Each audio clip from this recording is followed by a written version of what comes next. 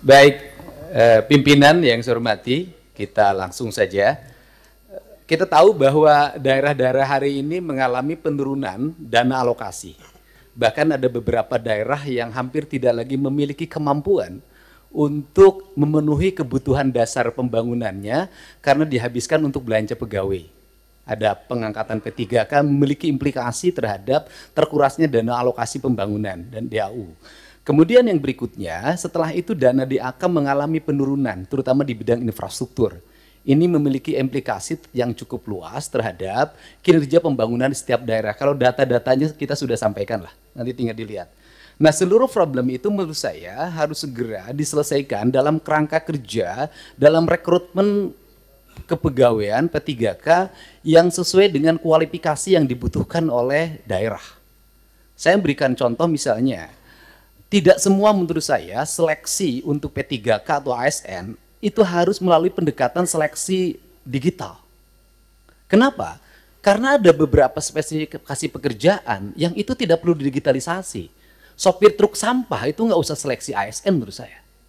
Tukang sapu itu tidak usah. Tukang taman tidak usah. Tenaga office boy tidak usah. Tenaga pengamanan tuh tidak usah. Apa sih dampaknya dari rekrutmen ini? Yang pertama dari sisi rekrutmennya terjadi rekrutmen ASN dan P3K, tetapi di sisi lain kebutuhan yang dibutuhkan oleh daerah dan provinsi itu tetap dilakukan. Pada akhirnya ngangkat lagi melalui outsourcing. Ini pertama pendekatan. Kemudian yang kedua, bahwa BUMD pasti kualifikasinya nanti data disampaikan, ada sehat, ada dalam kategori sehat banget, ada yang dalam kategori tidak sehat. Yang tidak sehat kami lagi lakukan audit investigatif, kemudian nanti akan dilakukan dua pilihan, diteruskan atau ditutup. Nah, problem dari BUMD itu di daerah itu satu saja, BUMD diisi oleh tim sukses. Itu problemnya, sehingga profesionalismenya dikesampingan. Rambu-rambu ini harus segera dibangun dengan baik. Terus kemudian yang berikutnya, ini Jawa Barat. Jawa Barat ini provinsi menurut saya paling aneh. Jumlah penduduknya hampir 50 juta, terbesar di Indonesia. Tetapi jumlah desanya kecil dibanding Jawa Tengah. Jumlah kelurahannya kecil dibanding Jawa Tengah. Jumlah kecamatannya kecil dibanding Jawa Tengah. Sehingga desa di Jawa Barat ada yang menanggung penduduk satu desa 150.000. Nah, komposisi dana desa itu pendekatannya tidak seperti itu. Tetap saja pendekatan-pendekatan normatif daerah. Ini yang harus segera dilakukan evaluasi. Ini. Dan kemudian yang berikutnya adalah sudah juga semestinya Komisi 2 memelopori daerah-daerah desa yang sudah berubah karakternya menjadi kelurahan karena pertumbuhan industri. Harus segera dibuat kelurahan, tidak desa lagi. Karena pendekatan kewilayahan sudah tidak relevan lagi dengan jumlah penduduk yang tidak monokultur, yang sudah plural. Yang perlu dilakukan pendekatan birokratif bukan berdasarkan pendekatan politik. Ini yang harus dilakukan. Kemudian yang berikutnya adalah daerah menanggung beban apa lagi? Instansi vertikal seperti Kementerian Agama itu kewenangannya banyak banget. Ngurus madrasah diniyah, madrasah sanawiyah, madrasah aliyah, masjid, pondok pesantren, tapi duitnya nggak bawa. Nah, pada akhirnya kalau gubernur tidak memenuhi, kalau bupati tidak memenuhi kebutuhannya, maka nanti akan dibenturkan dengan isu agama, tidak berpihak pada kepentingan umat.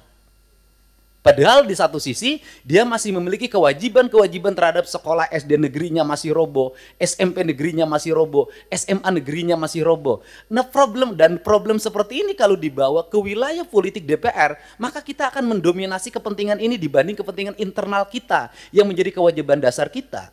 Untuk itu nanti ke depan Kementerian Agama harus jelas. Kalau dia mengatakan bahwa masjid tanggung jawab Kementerian Agama, madrasah diniyah tanggung jawab Kementerian Agama, madrasah sanawiyah Kementerian Agama, madrasah aliyah negeri Kementerian Agama, termasuk juga madrasah aliyah swasta, pesantren adalah di bawah Kementerian Agama, uang di Kementerian Agama diperbanyak agar mereka bisa mandiri. Sehingga fiskal kabupaten, fiskal kota, fiskal provinsi sangat berimplikasi kuat bagi kesejahteraan publiknya dan bagi apa yang menjadi kewajiban dasarnya. Kemudian yang berikutnya adalah ini urusan otonomi di Jawa Barat, lucu. Ada kabupaten yang penduduknya 6 juta. Ada kota yang penduduknya hanya 250.000 tapi berbatasan. Saya berikan contoh misalnya, dulu di wilayah selatan karena waktu itu ketua Komisi 2-nya itu dapilnya Ciamis, Banjar, Pangandaran, sehingga pertumbuhan otonominya cepat. Kabupaten Pangandaran, Kota Banjar, Kabupaten Ciamis.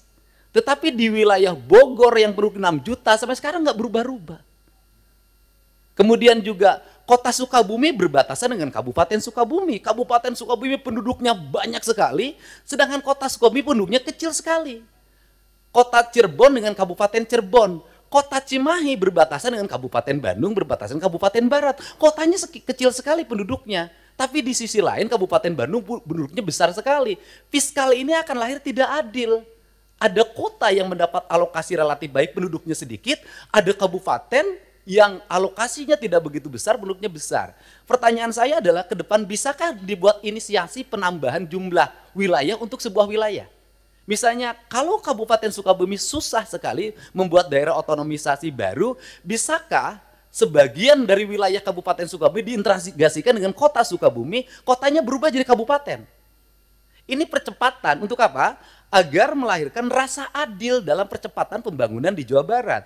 Kemudian ke depan, bisakah dana alokasi umum standarnya bukan dari jumlah kabupaten, jumlah kota, jumlah desa, jumlah kelurahan? Bisakah standarnya adalah jumlah penduduk?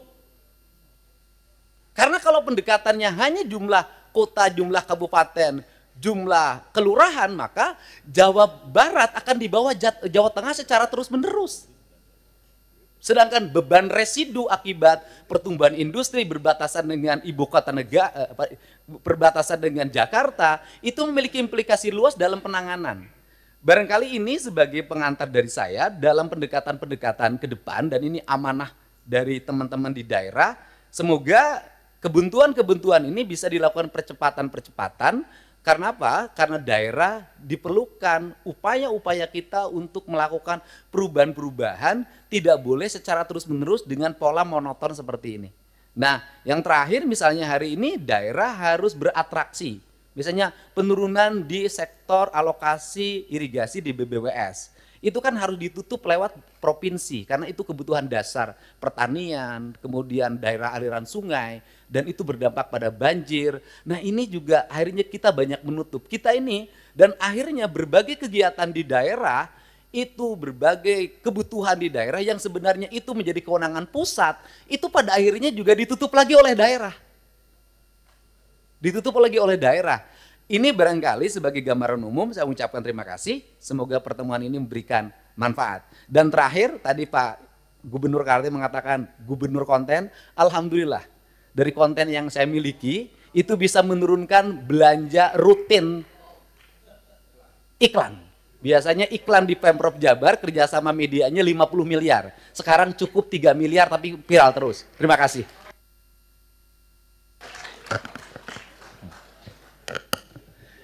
Bu Wamen, dalam penyusunan PP tentang desain besar penataan otonomi daerah itu mungkin tadi masukan dari Gubernur Jawa Barat dan saya kira nanti yang lain juga bisa memberi masukan. Itu penting untuk kita bikin formula. Selama ini kan ada gairah yang besar untuk menghadirkan daerah otonomi baru, pemekaran. Tapi nomenklatur penggabungan dalam Undang-Undang Pemda, Undang-Undang nomor 23 tahun 2014 itu nggak pernah kita gunakan. Kita mekar terus, gabungnya nggak pernah.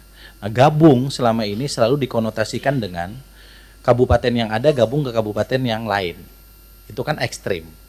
Tapi pendekatannya bisa jadi beberapa kecamatan di sekitar daerah otonomi itu gabung karena daerahnya dekat.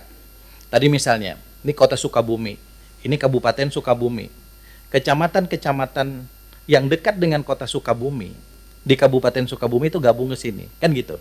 Nah, formula-formula ini menurut saya itu penting. Kami sekarang sedang meminta Kemendagri, Pak Gubernur, para gubernur untuk menyusun PP itu. Karena itu menjadi formula kita untuk nanti menentukan bagaimana desain penataan daerah di Indonesia ke depan.